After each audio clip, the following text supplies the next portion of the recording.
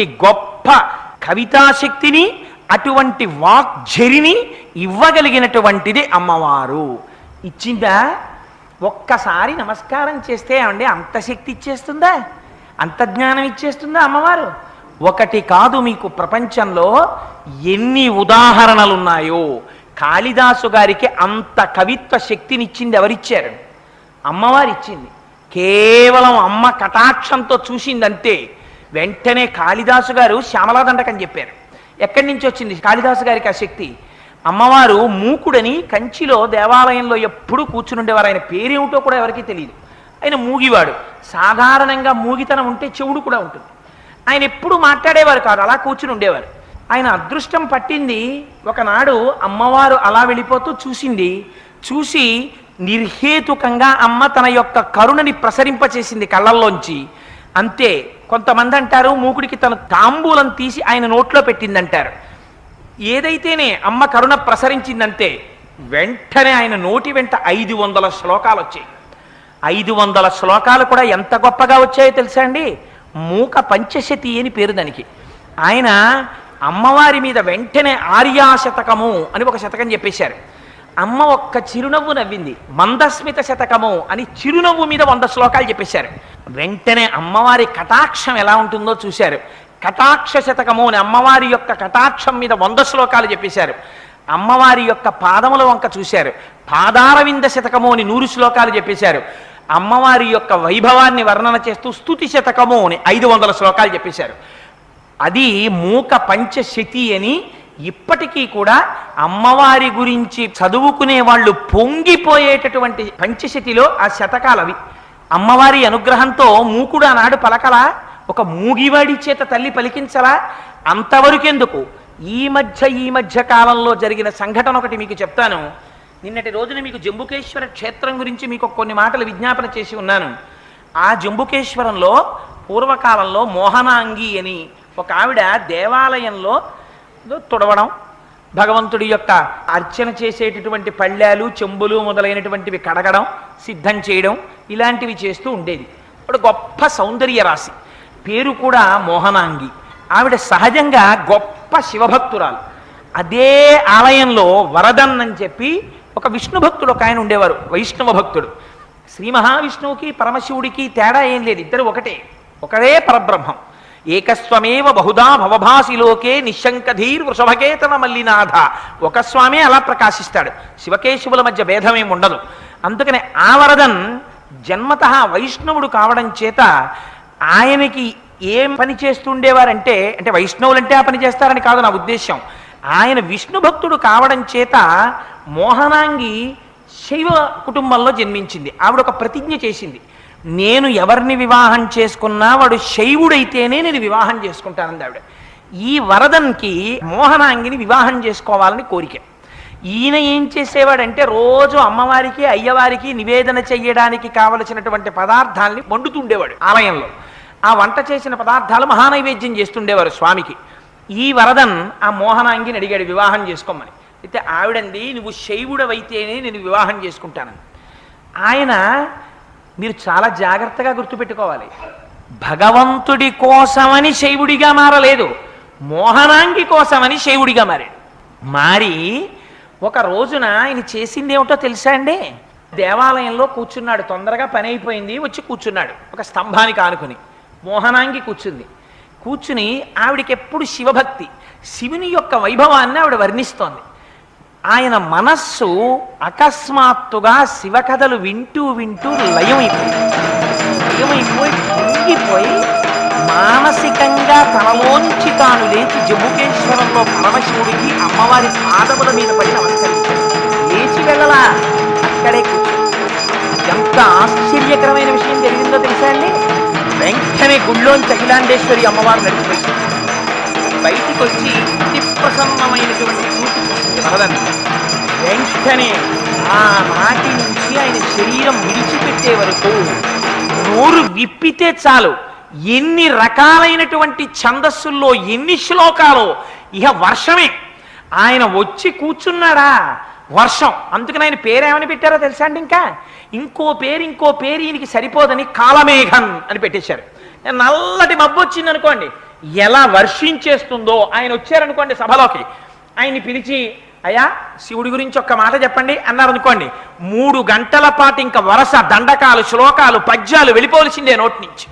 పొంగిపోతుండేవాడు, చెప్పేస్తుండేవాడు. అలాగా ఎక్కడి నుంచి వచ్చింది? అమ్మవారి అనుగ్రహంలోంచి వచ్చేసింది. అంతవరకు ఎందుకు? మీకు ఒక్క విషయం విజ్ఞాపన చేస్తాను. దేవీ భాగవతంలో అమ్మవారి అనుగ్రహం గురించి ఒక కథ ఉంది. అందులో పూర్వకాలంలో దేవదత్తుడు అని ఒక బ్రాహ్మణుడు ఉండేవాడు.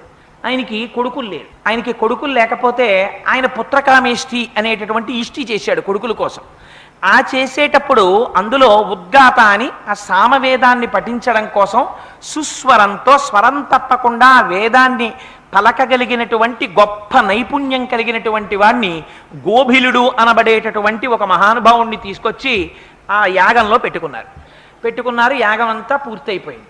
చిట్ట చివర సామవేదం చదువుతున్నారు. మొన్నటి రోజున మనం ఇక్కడ అమ్మవారికి పూజ చేసినప్పుడు ఓ అఖిలాండ కోటి బ్రహ్మాండ నాయకి లలితాపరా భట్టారికా స్వరూపిణి అమ్మ చతుర్వేదమోధారయా అని, ఇదిగో వినమ్మ అరుగ్వేదమోధారయా అంటే అప్పుడు వేదం చదివారు కదా.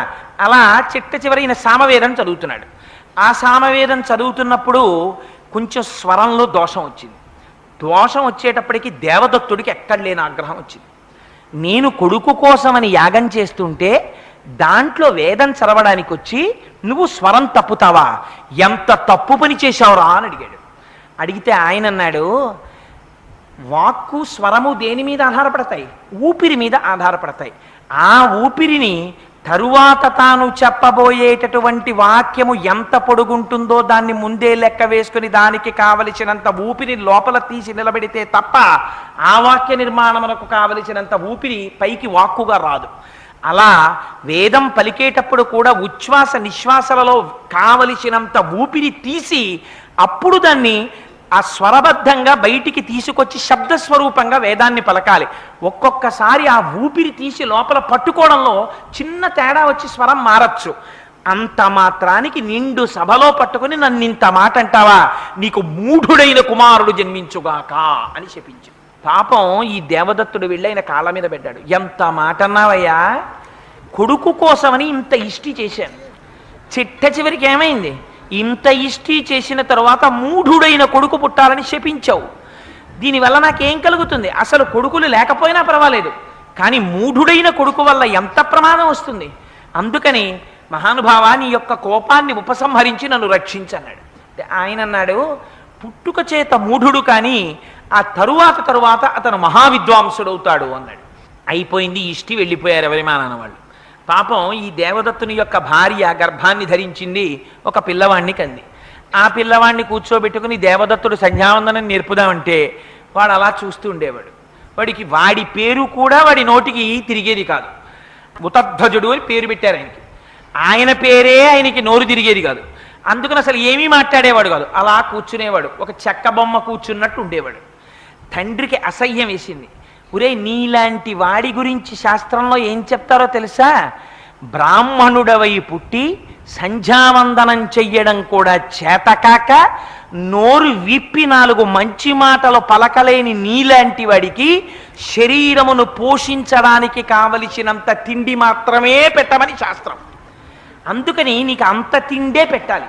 అంతకన్నా నువ్వు ఎందుకు పనికిరావు. ఇంకా నువ్వు చచ్చిపోకుండా అన్నం పెట్టాలంతే నీకు. నీలాంటి కొడుకు పుట్టి నాకు ఎంత అప్రతిష్ట తెచ్చాడ్రా అని వాపోయాడు తండ్రి. వాపోతే పాప ఆ మాటలు విన్నాడు. తల్లిదండ్రులు అంటున్న మాటలు చాలా బాధ కలిగింది. చిచి, నేను ఉండకూడదని చెప్పి దూరంగా వెళ్ళిపోయాడు గంగానదీ తీరానికి. అక్కడ ఒక కుటీరం కట్టుకున్నాడు. కుటీరం కట్టుకుని ఆ కుటీరంలో ఉంటున్నాడు. ఆయన ఏం మాట్లాడ్డు. ఆ చుట్టూ ఉన్నటువంటి వాళ్ళందరూ చూశారు. పొద్దున్నే లేచేవాడు, చీకటితో గంగలోకి వెళ్ళేవాడు, స్నానం చేసేవాడు. కాకి ఎలా మునుగుతుందో అలా మునిగేవాడు. ఎందుకని? ఆ స్నానం చేసేటప్పుడు ఆ మంత్రం చెప్పుకోవడం అవి ఆయనకేం చేతకావు. అందుకని కాకి స్నానం అంటారు. స్నానం చేసేసేవాడు, బయటకు వచ్చేసేవాడు, కూర్చునేవాడు. ఏదైనా ఓ కాయో పండో దొరికిందా తినేవాడు. ఎవరైనా తెచ్చి అక్కడ పెట్టారా తీసుకు తినేవాడు. ఏమంటే మీ పేరేమిటండి? మాట్లాడేవాడు కాడు. ఏమీ మాట్లాడకుండా కూర్చుంటే ఇది ప్రజలకి బాగా నచ్చింది. అసలు ఆయనండి మౌనస్వామి. అసలు ఆయన ఏం మాట్లాడరు తెలుసా మీకు? 1 రూపాయి అడగరు, ఎవరింటికి రారు, భిక్ష అడగరు. ఎప్పుడు అలా మౌనంలో ఏం చూస్తాడో తెలియదు, ఏం వింటాడో తెలియదు. అసలు శక్తులన్నీ ఆయన దగ్గర ఉన్నాయనుకున్నారు. అనుకుని వాళ్లే పేరు పెట్టేసుకున్నారు.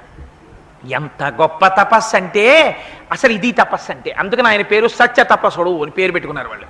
పెట్టుకుని ఇంకా ప్రతి ఇంట్లో వాళ్ళు తీసుకొచ్చి అక్కడ పదార్థాలు పెట్టేవారు. ఇదేదో బాగానే ఉంది, మన నోరు విప్పామా మన బతుకు బయటడిపోతుంది, అక్షరం ఒక రాదు మనకి.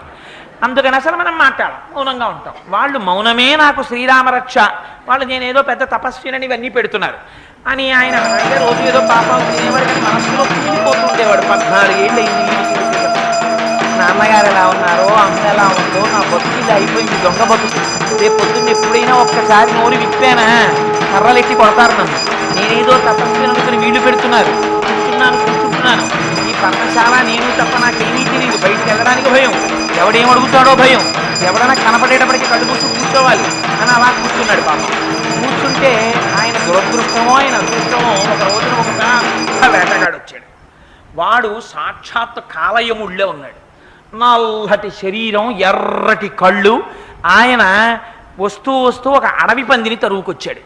తరువుకొస్తే ఆ అడవి పంది యొక్క డొక్కలో ఆ కిరాతుడు విరిచిపెట్టినటువంటి బాణం గుచ్చుకుంది. అది నెత్తురోడుతూ తప్పుకోవడానికి మార్గం లేక పరిగెడుతూ ఈయన ఉన్నటువంటి ఆ పర్ణశాలలో యొక్క తడికి తోసుకుని లోపలికి వచ్చింది. ఈయన ఏదో కళ్ళు మూసుకుని అలా కూర్చున్నాడు పాపం. ఏంట్రా ఈ ఎల్లరని కళ్ళు తెరిచాడు. ఎదురుగుండా పంది కనపడింది. ఆ పంది డొక్కలో బాణం, అందులోంచి రక్తం వరద కింద కారిపోతోంది. నోరు తెరిచి అల్లల్లాడిపోతోంది, కన్నుల వెంట నీళ్లు. వెనక వచ్చేస్తున్నాడు. హుప్ అంటాం ఎగురేటప్పుడు. హుప్ అంటే అర్థం ఏంటంటే అది ఏమైనా బీజాక్షరమా అంటే అదో ఆ మాట అంటాం అంతే మనం. అలా ఆ పందిని చూశాడు. ఆయన మనస్సు ఒక్కసారి లయమైపోయింది. మనస్సులో అపారమైన కారుణ్యం కలిగింది ఆ పంది పట్ల. తనకి తెలియకుండానే ఐం అన్నాడు. అని ఇదేదో బాగానే ఉంది, ఈ అక్షరం ఏమిటోనో, ఇన్నాళ్ళకి నోరు విప్పానని ఆ అక్షరమే 2-3 మాటలు అన్నాడు. అంత తీవ్రంగా మనస్సులయమైపోయినటువంటి స్థితిలో అమ్మవారి సారస్వత బీజాక్షరం ఆ అక్షరం. ఆ బీజాక్షరాన్ని నోటి వెంట పలికాడేమో అమ్మవారు ఒక్కసారి ప్రసన్నమైన దృక్కులతో చూసింది. చూసేటప్పటికి ఇంకేముంది, అమ్మ చూసిందా, మహాపండితుడైపోయాడు. కిరాతుడు వచ్చాడు. వచ్చి, మహానుభావ మీరు సద్బ్రాహ్మణులు తపస్సు చేస్తున్నారు, నేను పందిని కొట్టాను, ఆ పంది ఎక్కడ దాక్కుంది చెప్పండి అన్నాడు. చూశాడు ఆయన. అక్కడే ఆ ఉతధ్యుడు చూసేటప్పటికీ అక్కడే ఉన్నటువంటి ఒక పొదలో పడుకుంది పాపం, అది ప్రాణభీతితో. ఈ పంది ఇక్కడే ఉన్నది అని చెప్పాడా? పంది ప్రాణాలు తీసేసినటువంటి పాపంలో కొంత భాగం తన ఖాతాలో పడుతుంది. పంది సంగతి నాకు తెలియదన్నాడా? సత్యం చెప్పిన దోషం తన ఖాతాలో పడుతుంది. ఇప్పుడు పాండిత్యం రావడం వల్ల ప్రమాదం వచ్చింది. ఇప్పుడు ఏం చెప్పాలి, నిజం చెప్పాలా అబద్ధం చెప్పాలా ఆలోచించాడు.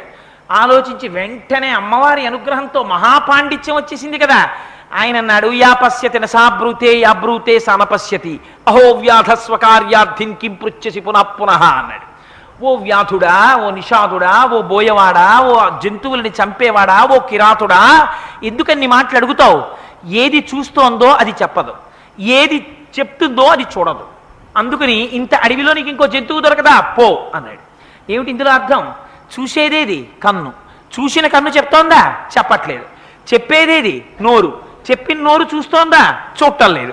చూసేది చెప్పదు, చెప్పేది చూడదు. ఎందుకయ్యా నన్ను దింపుతావు మధ్యలో, ఇంకో చోటుకు పోన్నాడు. నిజం చెప్పాడా అబద్ధం చెప్పాడా? నిజమే చెప్పాడు, అబద్ధము చెప్పాడు. కానీ ఆ అబద్ధం ఎందుకు పనికొచ్చింది? వేరొక ప్రాణి యొక్క ప్రాణములను నిలబెట్టడానికి పనికొచ్చింది. అలా అబద్ధం చెప్పినా అది సత్యము కిందకే వస్తుంది. అందుకని ఒక్క బీజాక్షరాన్ని పలికినంత మాత్రం చేత ఆనాడు ఉతచ్చుడు ఎంత గొప్ప పండితుడైపోయాడయా. అమ్మవారి అనుగ్రహం ఉంటే ఎవరినైనా అమ్మ మార్చేయలేదా? ఇంకింతకన్నా ఏమిటి?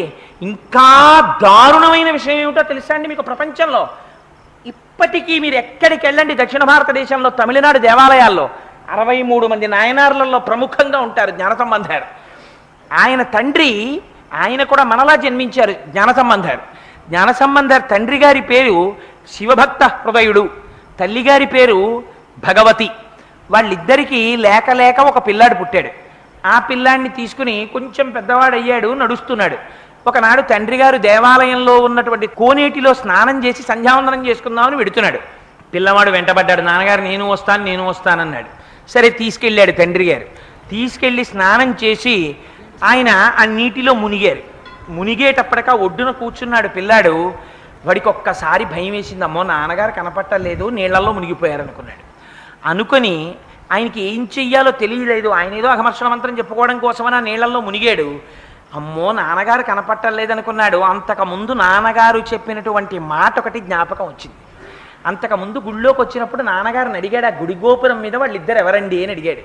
ఒరే నీకు నేను ఎలా తండ్రినో ఈ సమస్త జగత్తుకి ఆ తోణిపురీశ్వరుడైన పరమేశ్వరుడు తండ్రి. ఆ పక్కనుందే పార్వతీదేవి, ఆవిడ అమ్మ. ఎప్పుడు కష్టం వచ్చినా నువ్వు నాన్నగారండి అని పిలిస్తేనే పరిగెత్తుకొస్తున్నానే, అలా లోకంలో ఎవరికైనా కష్టం వచ్చినప్పుడు ఆర్తితో వాళ్ళని పిలిస్తే వాళ్ళు వచ్చి తీరుస్తారా అందావిడ అని చెప్పేవాడు ఆయన. ఈయన ఏడుస్తూ చూశాడు, వాళ్ళిద్దరు కనపడ్డారు. నాన్నగారు చెప్తూ ఉండేవారు, ఆయన్ని పిలిస్తే వస్తాడని చెప్పారు నాన్నగారు. ఇవాళ నాన్నగారు కనబట్టలేదు, నీళ్లల్లో మునిగిపోయారు అని వెంటనే అమ్మా అయ్యా పార్వతీ పరమశివ, పార్వతీ పరమశివ అన్నాడు. ఎక్కడుంది నిజాయితీ? మనం చేస్తే పూజ విగ్రహాలని చూస్తాం, ఆయన విగ్రహాలని చూడలేదు, అమ్మవారిని అయ్యవారిని చూశాడు. పిల్లవాడు కదా, కాపట్యం ఎక్కడుంది అని చూసి అరిచేసరికి కదిలిపోయాడు అంతటి పరమశివుడు కూడా. గబగబా వృషభవాహనం ఎక్కి అమ్మవారిని తొడ మీద కూర్చోబెట్టుకుని వచ్చేసాడు. వచ్చేసి పిల్లవాడు ఏడుస్తున్నాడు. గబాలన వాడిని ఎత్తుకుని, అలా చూస్తావేం పార్వతి, పిల్లవాడు ఏడుస్తుంటే నీ స్తన్యాన్ని బంగారు గిన్నెలో పిండి ఆ పాలు పట్టు పిల్లవాడికి అన్నాడు. అంటే ఆవిడంది ఏమిటో చాలా తేలిగ్గా చెప్పేస్తున్నారు, వీడికి పాలు పెడితే ఏమొస్తుందో తెలుసా? శివజ్ఞానం వస్తుంది. పక్కన అంది, ఏమొస్తే నాకెందుకు, వాడు పిల్లవాడు. అమ్మా నాన్న అమ్మా నాన్న అని మనం ఉన్నామని నమ్మి ఏడ్చాడు, మనని చూసి పట్టేసేయాలి. అమ్మ వెంటనే ఒక బంగారు గిన్నెలోకి తన స్తన్యాన్ని పిండి వాడికి పాలు పట్టేసి పట్టి మూతి తుంచి శంకరుడు కళ్ళు తుడిచాడు. వాడు ఆ పాలు తాగి ఇంతలో తండ్రి లేచాడు, ఒళ్ళు తుడుచుకున్నాడు, పచ్చిపట్టు వచ్చాడు. వీళ్ళిద్దరూ మళ్ళీ గోడ వెళ్ళిపోయిన తర్వాత ఈ పిల్లాన్ని ఎత్తుకున్నాడు. ఎత్తుకుని పాపం గుళ్ళోకి ఎడుతున్నాడు. వీడు ఒక్కొక్క మంటపం దాటుతుంటే ఒక్కొక్క పత్తికం చెప్తున్నాడు. పత్తికం అంటే తమిళనాడులో ఏమిటంటే ద్రవిడ భాషలో చెప్పాలి అంటే అదొక దండకంలా ఉంటుందన్నమాట. ఒక్కొక్క పత్తికని చెప్పేస్తున్నాడు.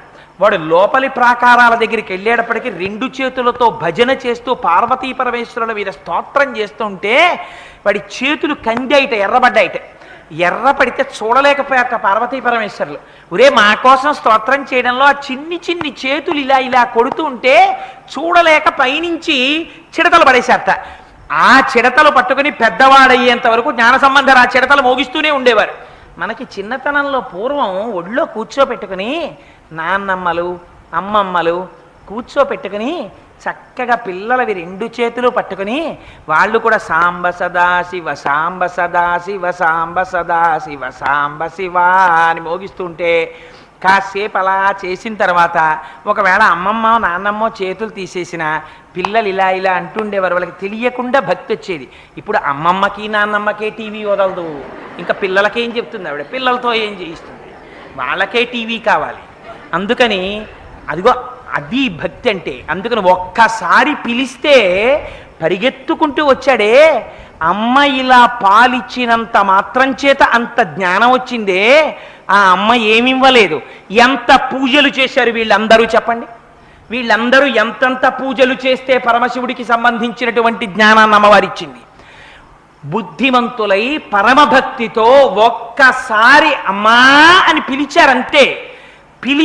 పిలవగానే మధుక్షీరద్రాక్ష మధురి మధురీణా పణితయ, నువ్వు కూడా నీ జీవితంలో ఒక్కసారి అమ్మవారిని అలా దర్శనం చేసి తెల్లటి కాంతితో కూర్చున్న అమ్మవారి వంక చూసి ఈ శ్లోకం పరమ పవిత్రం, జ్ఞాపకం పెట్టుకోండి. శంకరాచార్యుల వారు జాతియందు కృపత్యేత మనకిచ్చారు. ఆడ మగ పిల్ల పెద్ద ప్రతి వారికి శ్లోకం నోటికి రావాలి, తప్పులు లేకుండా చదవాలి. ఇందులో ఒక గమ్మత్తుంది ఆ శ్లోకంలో. ఆ శ్లోకంలో అక్షరాలు మారాయా వ్యతిరిక్త అర్థాలు వస్తాయి.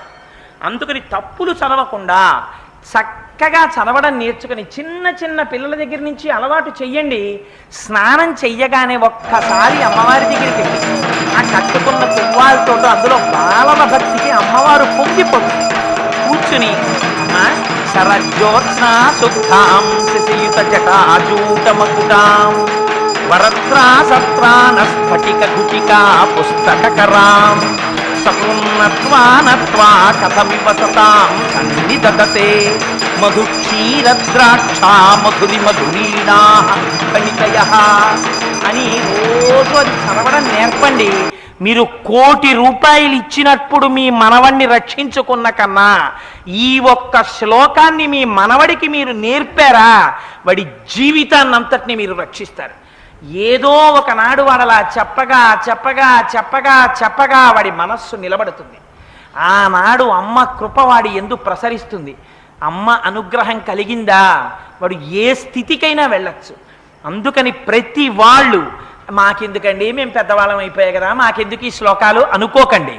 జ్ఞానము కావాలి కదా, భగవత్ సంబంధమైనటువంటి జ్ఞానము, ఆత్మజ్ఞానము లోపల స్థిరపడడానికి, అది ప్రసరించడానికి పరమ హేతువైనటువంటి గొప్ప శ్లోకాన్ని ఇవాళ శంకర భగవత్పాదులు మనకి కృప చేశారు. అందుకని అందరూ నా విజ్ఞాపన తప్పులు లేకుండా చదవడం మాత్రం ఈ శ్లోకాన్ని అలవాటు చేసుకోండి. ఇదొక శ్లోకం.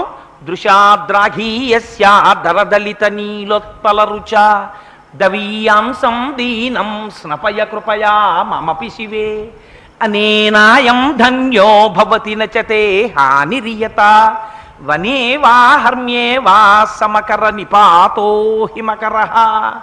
ప్రతి వారి ఇంటి పూజా మందిరంలోనూ శంకరులు ఉండాలి. ఆదిశంకరులు పద్మాసనం వేసుకు కూర్చున్నటువంటి ఫోటో ఉంటే మీ మనవడికి వచ్చి రాని మాటలప్పుడు మీరు తీసుకెళ్ళి కూర్చోబెడితే, మీరు జపం చేసుకుంటున్నప్పుడు వాడు వచ్చి మీ తొడ మీద కూర్చుని తాతగారండి ఆయన ఎవరండి అని అడిగితే, ఆ శంకరుల యొక్క వైభవాన్ని మీరు ఒక్క 10 మాటలు చెప్పి మీరు ఒక్క శ్లోకాన్ని ఇలాంటిది నేర్పారా, మీ వంశమే చరితార్థం అయిపోవచ్చు. అంతటి మహాభక్తుడు కావచ్చు, అంతటి మహాపండితుడు కావచ్చు, ఒక గొప్ప కవి కావచ్చు, మహాజ్ఞాని కావచ్చు, లేదా లౌకికంగా పెద్ద పొజిషన్లోకి వెళ్ళి 10 మందికి భిక్ష పెట్టినవాడు కావచ్చు. అందుచేత ఇవి అమృత గుళికలు, మర్చిపోకండి.